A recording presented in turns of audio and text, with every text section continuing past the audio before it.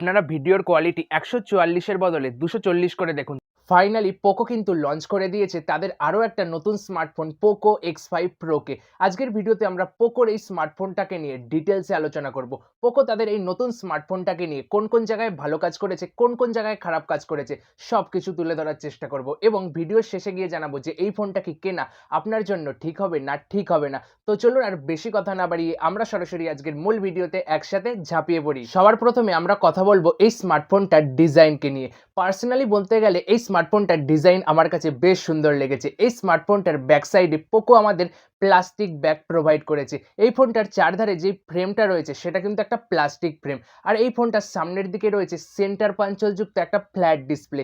পাশাপাশি যদি আমরা পোর্টস অ্যান্ড বাটনসের দিকে তাকাই তাহলে দেখবো যে পোকো আমাদের যা যা দরকার সব কিছু এখানে দিয়ে দিয়েছে। যেমন হেডফোন জ্যাক রয়েছে, আয়ার ব্লাস্টার রয়েছে, নয়েজ ক্যান্সেলেশন মাইক রয়েছে, USB type C charging port রয়েছে, ডুয়েল স্টিরিও স্পিকারও রয়েছে। 2 নম্বর পয়েন্টে আমরা কথা বলবো এই স্মার্টফোনটার ডিসপ্লেকে নিয়ে। এই স্মার্টফোনটাতে 6.67 ইঞ্চির একটা 120 হার্জের রিফ্রেশ রেট যুক্ত full HD plus AMOLED display রয়েছে। এই ডিসপ্লেটা কিন্তু HDR10+ কে সাপোর্ট করে এবং এই ডিসপ্লেতে কিন্তু ডিসপ্লের প্রোটেকশন হিসেবে রয়েছে গরিলা গ্লাস 5 এর প্রোটেকশন। 120 হার্জের রিফ্রেশ রেট থাকার কারণে আপনি যখন এই ডিসপ্লের ওপরে কোনো কিছু স্ক্রল করবেন, অ্যাপ ওপেন ক্লোজ করবেন, তখন কিন্তু একটা স্মুথ রেসপন্স পাবেন। আর এই ডিসপ্লেতে 900 নিটসের পিক ব্রাইটনেসের সাপোর্ট রয়েছে, অর্থাৎ এর থেকে বলা যেতেই পারে আপনি যখন এই ডিসপ্লেটাকে বাইরে ইউজ করবেন তখন কিন্তু এই ডিসপ্লেতে সব কিছু স্পষ্টভাবে দেখা যাবে। এবং এই ডিসপ্লেটা একটা 10 বিট ডিসপ্লে হয়। আপনি যখন এই ডিসপ্লের উপরে কোনো ভিডিওস প্লে করে দেখবেন তখন এই ডিসপ্লেটা আপনাকে একটা পাঞ্চি ভাইব্রেন্ট কালার প্রোভাইড করবে, যার জন্য আপনার মাল্টিমিডিয়া এক্সপিরিয়েন্স কিন্তু একদম নেক্সট লেভেলের হতে চলেছে, এটুকু বলা যেতেই পারে। 3 নম্বর পয়েন্টে আমরা কথা বলবো এই স্মার্টফোনটার পারফরমেন্সকে নিয়ে। এই স্মার্টফোনটাতে প্রসেসর হিসাবে রয়েছে কোয়ালকম স্ন্যাপড্রাগন 778G এই প্রসেসরটা। এই প্রসেসরটা 6 ন্যানোমিটারে তৈরি একটা প্রসেসর। যারা স্মার্টফোন দিয়ে টুকটাক গেম খেলতে পছন্দ করেন তারা এই স্মার্টফোনটাকে অবশ্যই নিতে পারেন, কারণ এই প্রসেসরটা একটা পাওয়ারফুল প্রসেসর।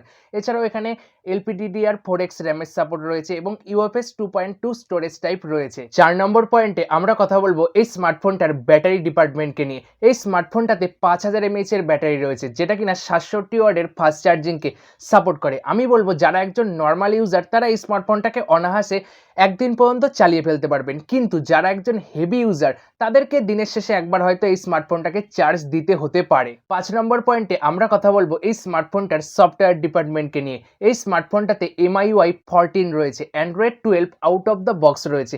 আমার মতে পোকো যদি এখানে আমাদেরকে Android 13 out of the box provide করতো তাহলে ব্যাপারটা আরেকটু ভালো হতো। তবে কোম্পানি আমাদেরকে জানিয়েছে যে এই স্মার্টফোনটাতে তারা 2 বছরের OS আপডেট আর 3 বছরের সিকিউরিটি আপডেট প্রোভাইড করবে। 6 নম্বর পয়েন্টে আমরা কথা বলবো কানেক্টিভিটিকে নিয়ে। এই স্মার্টফোনটাতে 7টা 5G ব্যান্ডের সাপোর্ট রয়েছে, ওয়াইফাই 6 রয়েছে, ব্লুটুথ 5.2 রয়েছে এবং সেন্সরের কথা বললে ফিঙ্গারপ্রিন্ট সেন্সর রয়েছে, ফেস আনলক রয়েছে, আর সবচেয়ে ভালো বিষয় এই স্মার্টফোনটাতে IP53 ওয়াটার রেটিং রয়েছে, অর্থাৎ আপনার ফোনে যদি হালকা পাতলা জলে ছিটে পড়ে যায় তাহলেও কিন্তু আপনার ফোনটা খারাপ হবে না। 7 নম্বর পয়েন্টে আমরা কথা বলবো এই স্মার্টফোনটার ক্যামেরা ডিপার্টমেন্টকে নিয়ে।